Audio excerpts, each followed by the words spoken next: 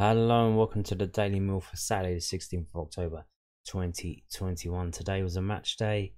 It was not a good match day. We lost 2-0 to Luton Town. And this is the match report from news@den.co.uk. Jed Wallace missed the penalty as the Millwall 7-match unbeaten run was ended by Harry Cornick, inspired Luton Town at the Den on Saturday afternoon. Cornick's double see the Hatters' first victory over Millwall since August 2005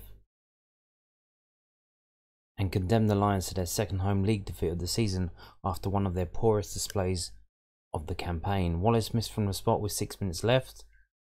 Match details. Millwall started the game well, but chances were at a premium for both sides in the opening exchanges. It took until the 9th minute for the Lions' first chance. Jed Wallace played through by George Saville, but after being forced wider than he had intended, his low shot lacked power and failed to trouble Simon Slugger.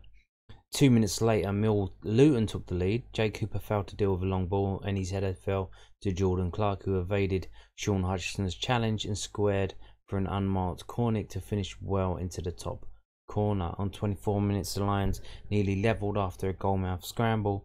First, Benica Phobie had his shot blocked before Murray Wallace's effort deflected to Cooper, whose effort was also blocked and the resulting corner was headed away. The visitors doubled their lead on 53 minutes. And Cornick doubled his tally after beating Cooper for pace and slotting past Bartosz Białkowski into the bottom corner. It could have been 3-0 just moments later, the crossbar denying Peli Radek Mpanza a stunning finish. Millwall offered little in their attempts to get back in the game. Wallace's free kick was saved by Slugger in the 72nd minute. Mill's day was summed up in the 84th minute. The Lions were awarded a penalty after the ball struck a hand in the visitors' defence and up stepped Wallace, but Slugger made a superb stop to deny him. The ball didn't struck a hand. The guy literally batted it away from Matt Smith's head. And do they still give red cards for that kind of thing?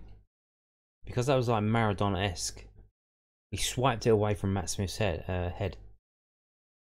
And I don't know if you've seen yesterday's video, but Jed Wallace speaking to the press, I think the South London press, and he's going on about how much homework he does for the penalties and how he puts a lot of effort and time and thought into them. And then he steps up and, like, he's jinxed himself by saying that, obviously. Gets the penalty today and he signals it from the get-go. As he's coming up to it, he's just got a wide open foot. It's like you can see if you look at the highlights again. Look at Jed Wallace's foot. He's signalling that from the get-go. There's no. You can tell where he's going with it by the way his foot's shaped. It was not a good day today. Talking points. Unbeaten run ends with a thump. The Lions had been enjoying a 7-match unbeaten run prior to this and looked to have solved their defensive problems, but after a strong start, those defensive issues resurfaced. This was partly down to the visitors' pressing. That press caused Mill all types of problems, suffocating any pressure or intensity that Rowet's men tried to create. It was clear Hatters manager Nathan Jones had done his homework. Jed Wallace was crowded out whenever he tried to make anything happen. It was either that or he was intentionally fouled by a member of the Luton side. However, Millwall's lack of attacking intent was clear and in the end made it a very easy day for the visitors. Yeah, I mentioned this the other day in the preview video yesterday. Like, on the face of it, I thought, oh, Millwall versus Luton, like, we're going to win that game, aren't we? Then I'm looking through the stats. Luton have scored in every single away game. In the last 6 away games, they've scored. I'm like, uh-oh, red flag. I think we might be in trouble because that's unusual. That is impressive. And that will be a problem for us. And indeed it did. It did become a problem for us. Jake Cooper's struggles continue. The big centre-back has not really had a period of bad form since breaking into the line starting 11. Indeed, he had played every league game for 3 seasons until dislocating his shoulder late last year, and he has established himself as a leader in the team. But the start of this season has been a real challenge for him. He was at fault for the opening goal, something you would expect to be his bread and butter. Heading away a long ball proved too difficult. The ball fell to Clark, who evaded Hutchinson's challenge, meaning he was able to square to the unmarked corner and made no mistake. The second goal was another one Cooper won't want to see back. His starting position was wrong as Cornick broke free and found the bottom corner. Fans getting frustrated and showing it. A loud chorus of boos was heard at a half-time and full-time as Millwall failed to create anything in the final third. Although for the most part it seemed like they were in control, they created very little. Luton were better when they went forward and perhaps gave the Millwall attacking line a lesson in how to be clinical in the penalty area.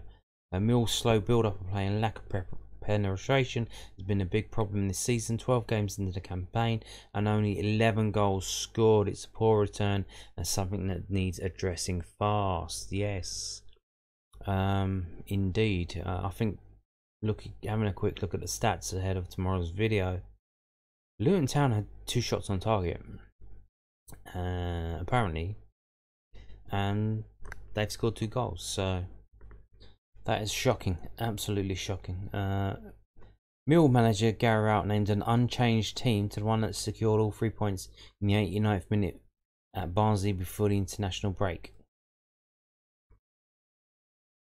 And the team was Biakowski, McNamara, Cooper, Hutchinson, Ballard, Murray Wallace, Saville, Evans, Ojo, Afobe, and Jed Wallace. And the subs were Smith for McNamara after they scored, obviously. A minute after they scored. That's when we were 2-0 down. Bring Matt Smith on. He's our biggest threat, and he got the penalty because the guy jumped up with him and batted the ball away from his head. And I don't know how. Do they not give red cards out for that anymore? That was atrocious. With how prolific Matt Smith is, that's probably denying a goal scoring opportunity. Leonard come on from Murray Wallace, which apparently was a concussion substitution, so that enabled us to have 2 more substitutions. So is Murray Wallace injured now? So we've got Malone injured and Murray Wallace injured. So who's going to play left wing? Let me guess. Let's put Ryan Leonard there.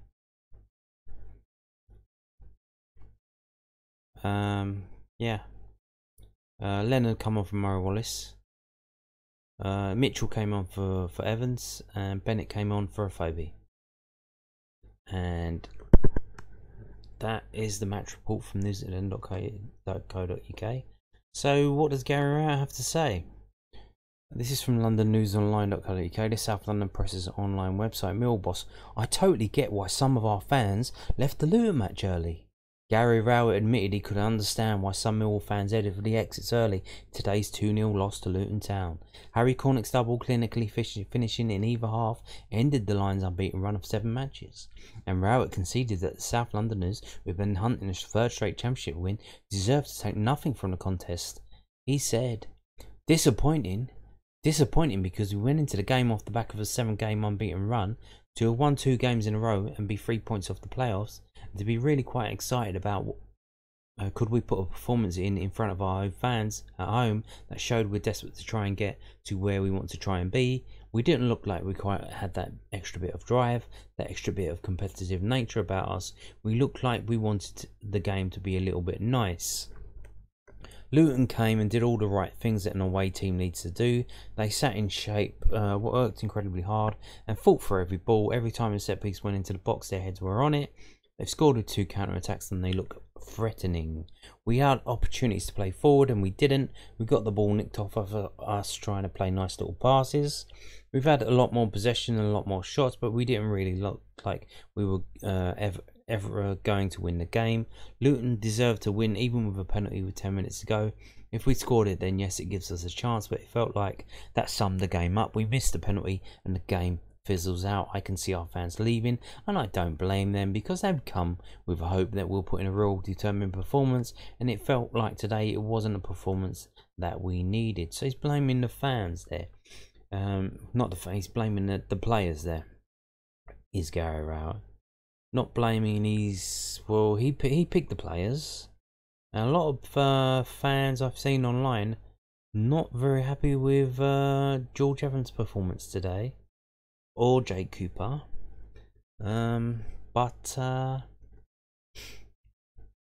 Rowett picks the players. And he picks the formation that the players playing. So...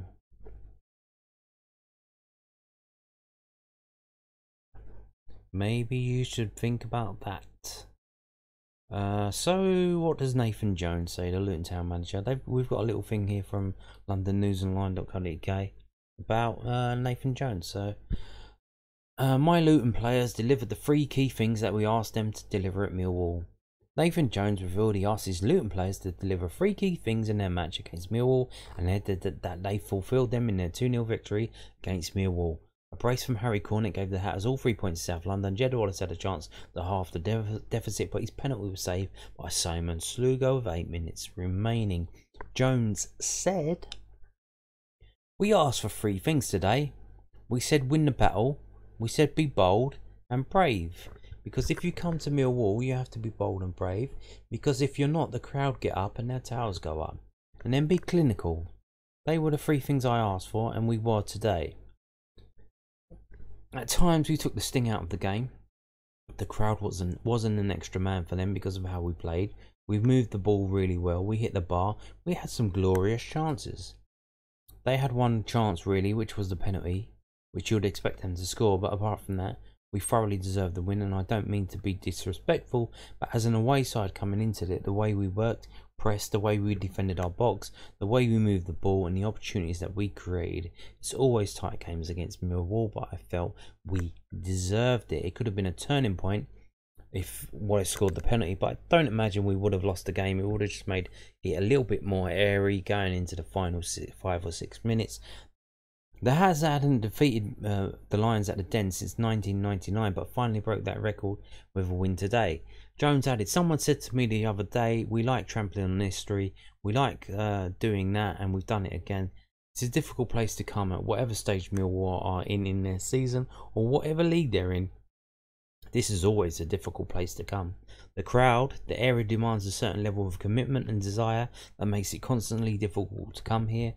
I came here as a player many times and loved it because it tested me against Neil Harris and Gary Alexander. I loved it. It tested me as a player, and that's what we've done today. A year ago, we came here and got bullied at key moments.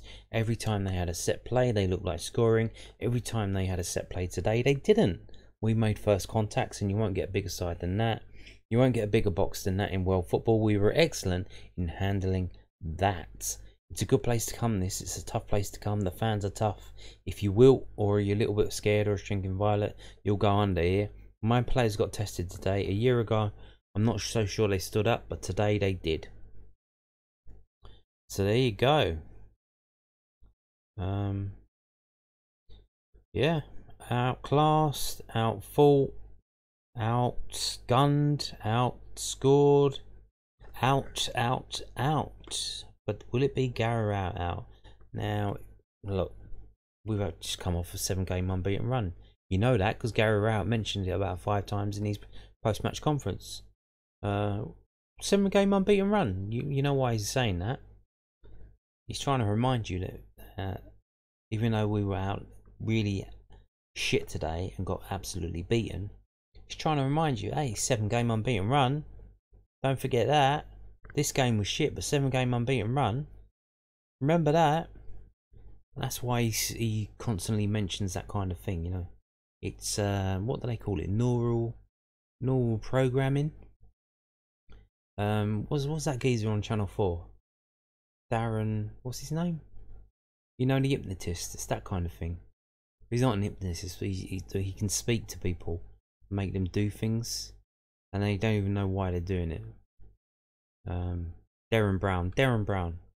That's neural mind mapping, psycho babble. He keeps mentioning the 7-game unbeaten run. 7-game unbeaten run. 7-game unbeaten run. Remember that. Don't remember how shit we were today. Anyway, that's it. We've got a game on Tuesday against Sheffield United. Let's see how that goes. Wouldn't surprise me if we went and won that, but wouldn't surprise me if we got absolutely fucking smashed either. Could go either way. There's no rhyme or reason.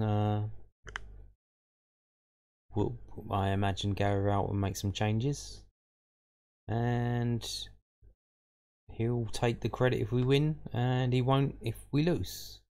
So that's it for today's video. Thank you for watching. A goodbye.